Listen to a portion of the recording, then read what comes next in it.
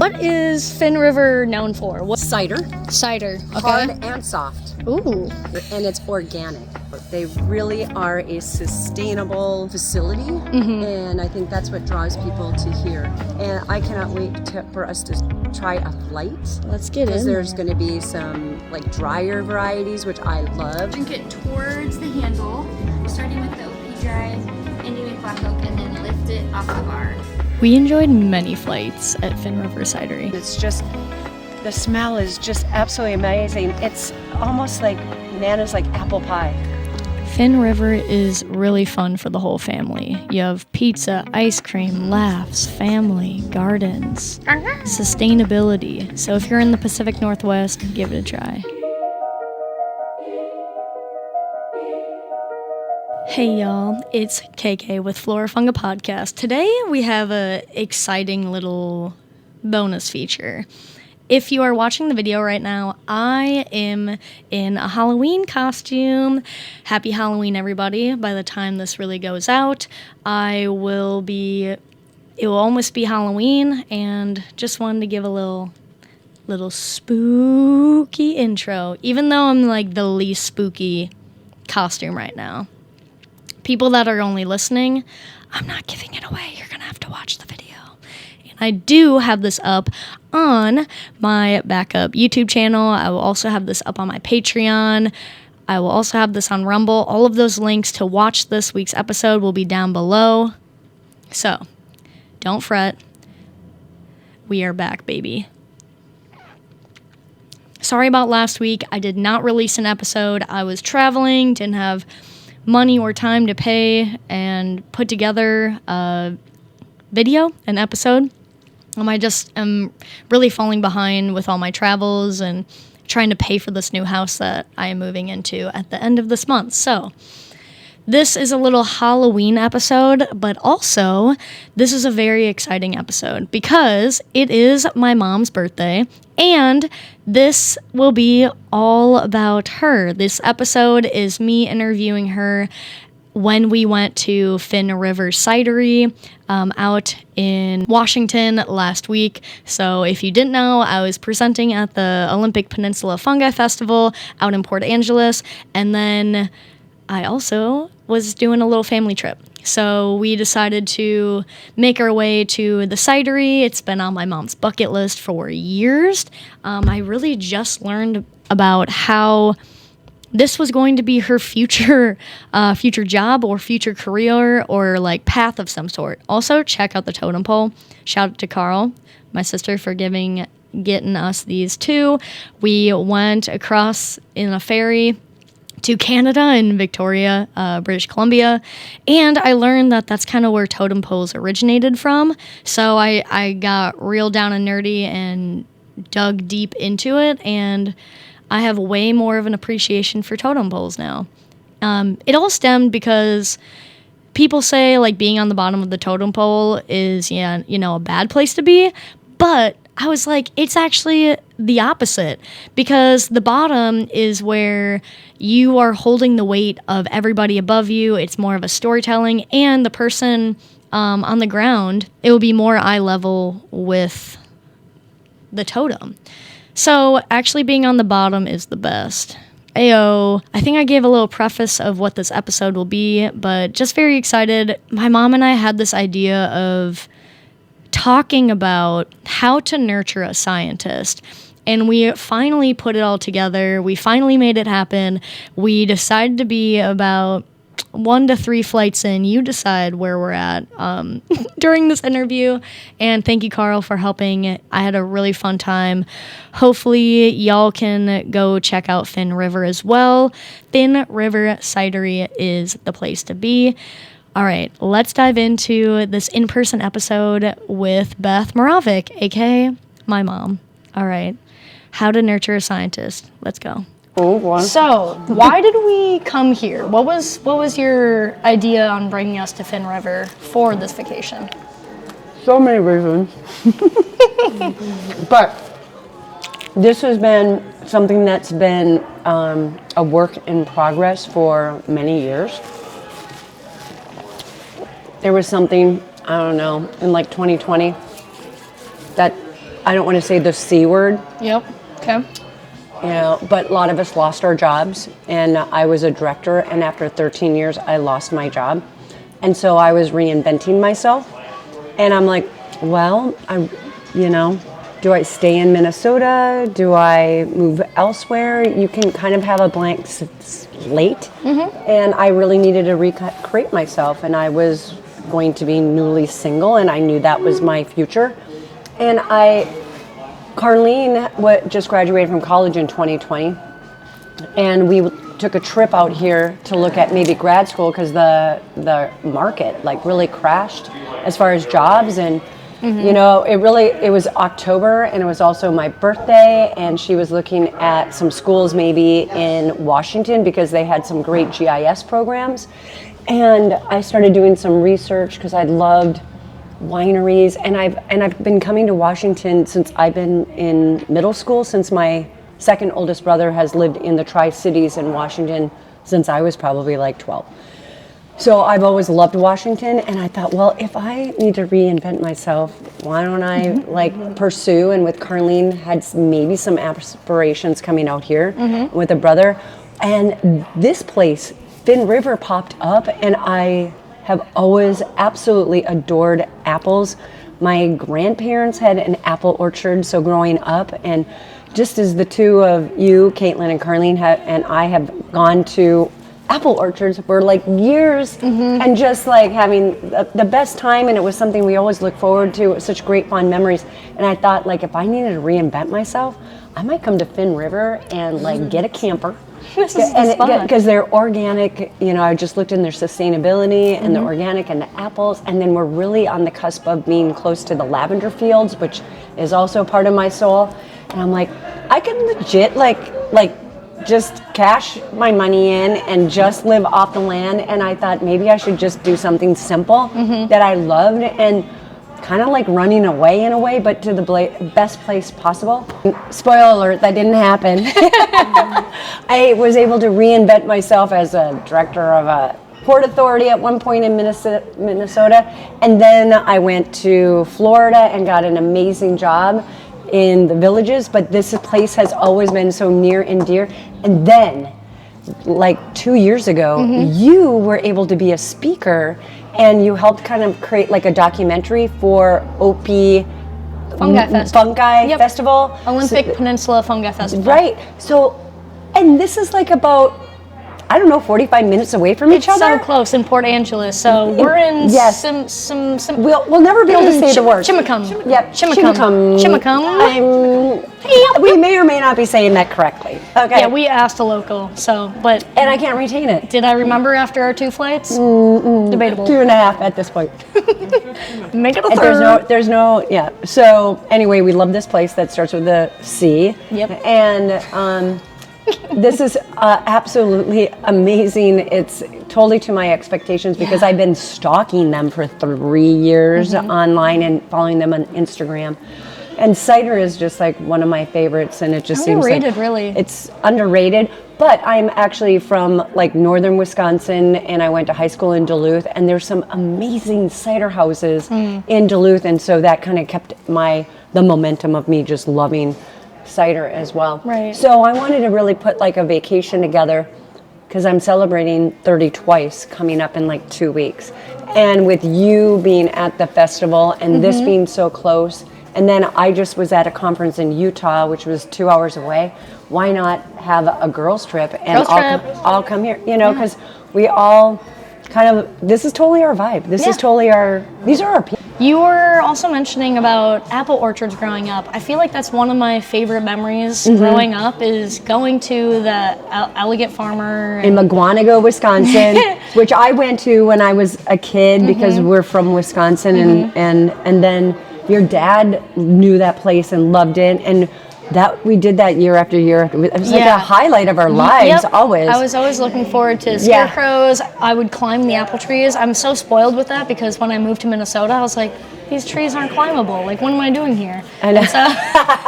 Well, they're different type of trees than an apple tree. And I'm older. And you're older. I know. Right. But yeah. it was like something that we all really loved and gravitated. And you know, your birthday's in September, I'm October, Carlina's November. So this fall feel is always kind of got like it's very nostalgic for us. It brings us back, you know, to childhood memories. And Absolutely. I mean, pumpkins are like, I love pumpkins and apples. That's like basically that's my main food groups. I know. Yep. For Absolutely. Sure. I know.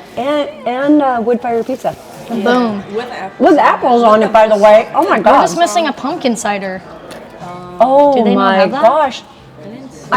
When you also have the pizza in your mouth, I'm going to ask you another question. Mm-hmm. What would you think was the biggest turning point of raising a scientist, or what do you think, you know, other parents could look forward to or implement, kind of like you were talking about with the apple picking, pumpkin picking?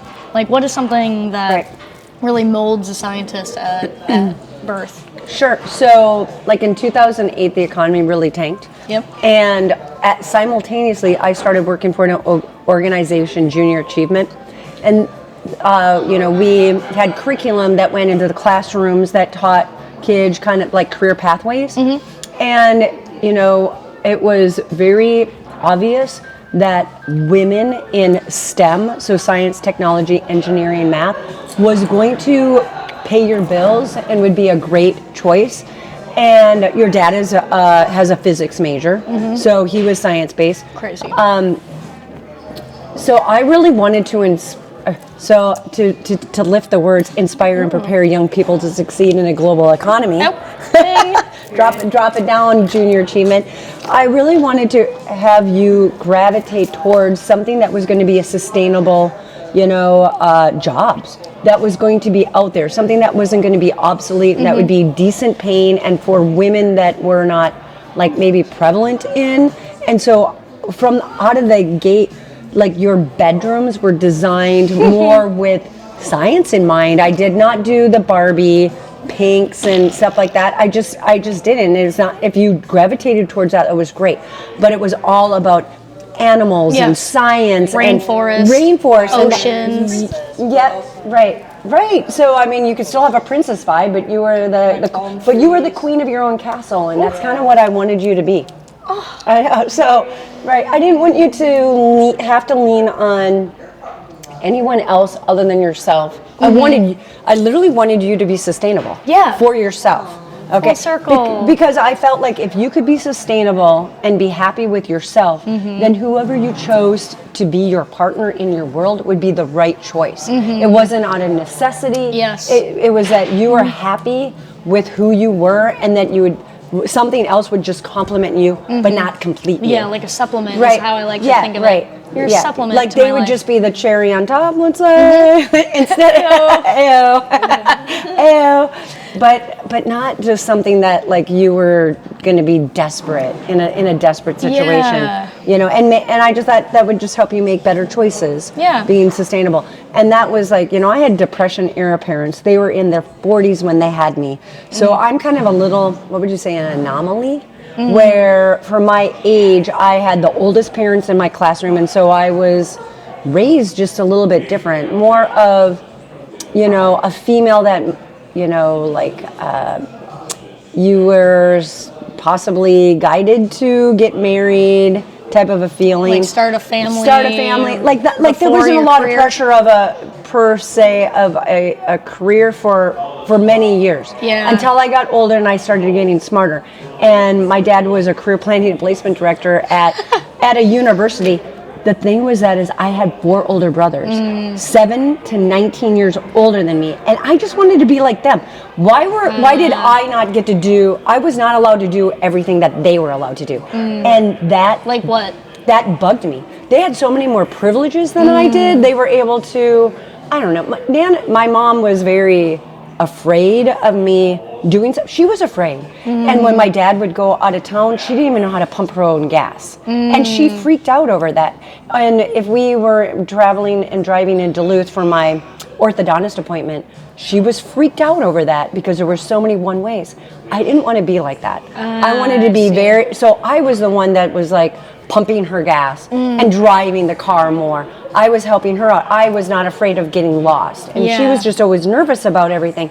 And I never wanted to be that way. Yeah. So even though my mom kind of wanted to be more, was very disappointed that I didn't wear a dress every day and I only wanted to wear jeans. That drove her nuts, which probably is why I wanted to be that way, you know, but I just always wanted to be at the level of my brothers and my dad. And I just saw them as successful, which they are extremely successful, and I just wanted to emulate that. I didn't want to be making, I mean, I don't mind like making homemade ciders and jams, but that wasn't, I didn't want to know how to make a homemade cake like Nana did. I wanted to run a business. I wanted to be a game changer for other females. Yeah. So that was always my goal. Yeah, I feel like growing up also, parents always want their kids to be like a doctor or something like that in that sort of field. So what would you kind of say to people being more into the science of like mycology, plant science, marine biology compared to kind of like the human anatomy science? Right. Like, what's the real difference that you might see? Well, I mean, I think that as a parent, you always want to give, if you can, give your children the opportunities that you might not have had, but more importantly, you want them to be able to explore. Yeah. And even through my background with JA, and it's giving you opportunities from swimming lessons to baton lessons to piano and soccer and everything, so that you as an individual can figure out what do you gravitate, because really you're trying to figure out what are your skills and what do you value.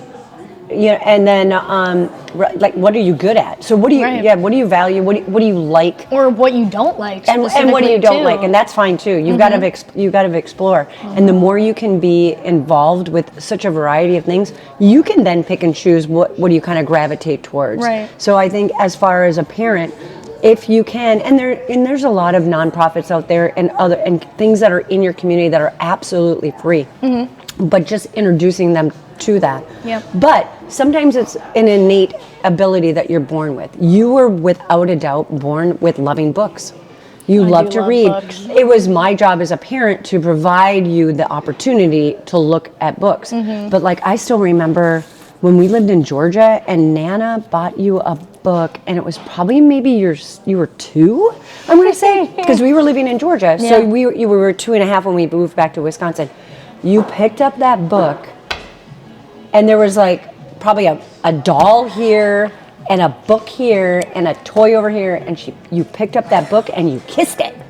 Like, I'm not even kidding, you're like, mwah! You kissed that book. And you have been an insatiable reader from out of the gate. And there's been times where I bribed you. Do you remember the time when I bribed you so I had a dance and gymnastics studio from like when I was about 25 to 31 years old. I remember. So I had the baton. Right.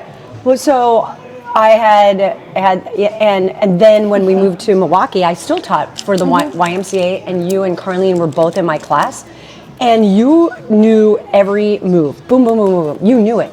Of anybody in my class. Like we had 8 people in my class. You're the only one who knew it all. And I'm the only one who didn't care about being there. But you didn't want to do it because you didn't want to be on a stage. But you're the only one who knew it. And I'm like, all right, Caitlin, here's the deal. If you just get through this and you be the leader, we'll go to Sam's, because back then Costco wasn't in the neighborhood, and Sam's, and we're going to get you one of those workbooks, those 500-page workbooks, which you love. I would do so much for those workbooks. And you did. And you did. And we went on that stage. You nailed it. We did it. And you ran off the stage. And I'm like, where are you going? You're like, we're going to Sam's to go get that workbook. Like legit, she was like almost out in the parking lot. Like boom, she nailed it, and boom, she's running. We're going to Sam's. So I'm like, I don't know how I can't grow that in you. Yeah. You've got to, that's just something that you love. Do you have other embarrassing stories? I mean, other than, embarrassing stories? I don't know, or like other... I don't think there's embarrassing stories, but the other stories that showcase that I was a scientist at a young age. Well, I think the other thing too is once we moved back to Wisconsin, we traveled a lot for about, it was like a 3.5 hour, 4 hour drive from Milwaukee to Nana and Papa's house. And And we did that every 6 weeks. So the 3 of us did that. The 2 of you were in the back seat. So you were like, now I'm saying you're like, Carlene is like 3 and you're like 6, like kind of like in that age kind of range that I remember. And and you like, why would I have more than one Barbie? Who wants that? So that was not so like legit, like you know. And it's like, why would I want another Barbie? I got one, like you know. And some people were collecting, but Beanie Babies were a big thing. Yes. And so I would, to be able to keep your, occupied, I would every 6 weeks I would buy 2 Beanie Babies. And when you started, either one of you started to really fuss in the back seat, all of a sudden I would toss one back. I'd like literally chuck one. Guess what you got? And you were like, oh, excited. And then like 2 hours later, I'd chuck the second one. Or if you guys didn't, I'd save it for the trip back. So then. Hi. I've been buzzing your number. Oh my goodness gracious. Okay, I'll check it when we go up there. Thank you. Yes, please. Got you. I was curious about that. I was like, I don't know if we ordered more. We did order more, but I totally forgot because we were talking. If we was gonna buzz or something, it wasn't buzzing. It never buzzed. It never buzzed. It never buzzed. I was like, dang. Last question. If you could give advice to some sort of parent, wanting to pursue this of showing their kid passions and, nurturing their kid into a scientist, what would be that advice? I think if the parent obviously has skills themselves and they can network within their own network, that's amazing. Not all parents have that. So just reaching out to your community to find that kind of mentorship and that networking, because it really is all about networking and giving your child those opportunities. And there's so many like summer camps that are science based. Tennis summer camps. I mean, you've got everything from science, and I mean, I even went to a French camp. Yes. Like before I went into high school.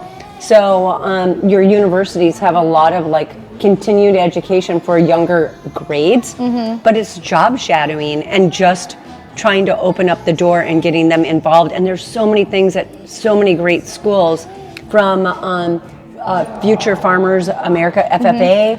That's Michael's, Home Depot. That's another thing we did with you all the time. The crafts at Michael's, the building, and your dad loved doing that. That was such a great nurturing opportunity, going to Home Depot and you had the best, and you got all the pins all in there. Move over, Girl Scouts. I know. We're Home Depot aprons. You have Girl Scouts. You have Girl Scouts, and you have other organizations in the community. It's really just doing a little bit of club. There's like a zoo thing. Oh, the zoo club. Oh, yes. There was a zoo If you can get to the zoo, I mean, that's just amazing too. Yeah. So there we go. Now it works. You would kind of advise, just kind of getting their child into different groups, or maybe it could be a bonding experience with the family too. Yes, there could be a relative that's a scientist, and you have to think like scientists could actually just be cooking. Right. I mean, you're working with your math, your docket, even yeast and with bread. Oh, put that in here. Let's show it off for a second. But yes, exactly. Brewing would be, that's how Dr. Gordon brewing Walker. that's older than 21, but okay. Yes, correct. Yeah. Get it in there. But it could be, making soup, making vinegars, all of it. All right. But I don't think, a lot of people, you can't, discount like cooking. Right. As being a Cooking's scientist. chemistry. Right. And even being a musician. I think that just working your left and right brain as well. Well, we're going to go eat this food. Yeah. Thank you again, Mama, a.k.a. Beth, for being on the podcast today. Right. And we're checking off your bucket list. Thank you. Love it. Here, chin.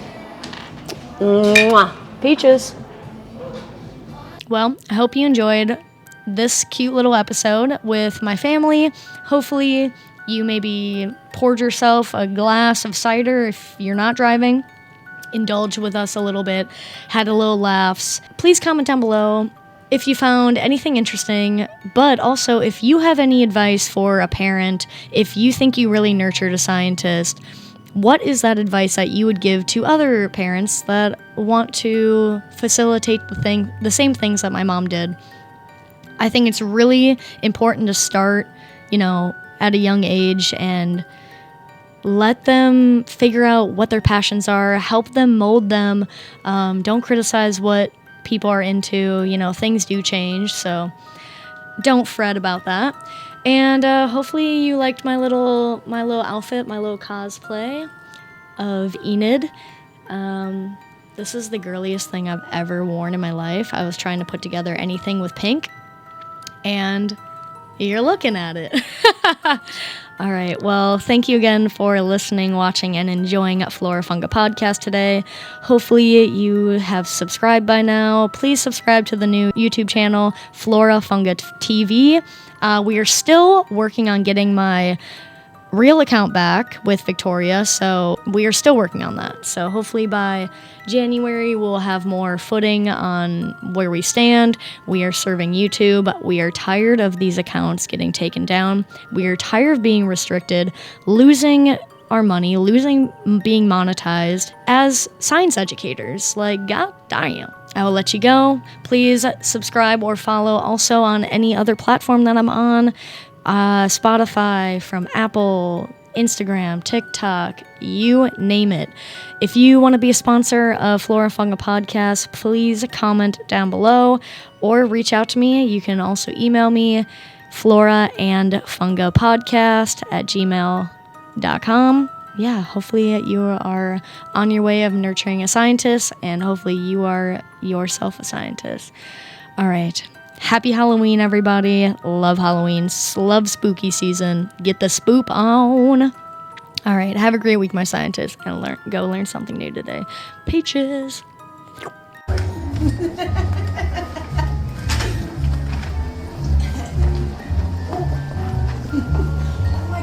I haven't tried one thing here that I did not like. Finn River is where it's at. Pizza's in 3 minutes, by the way. Oh.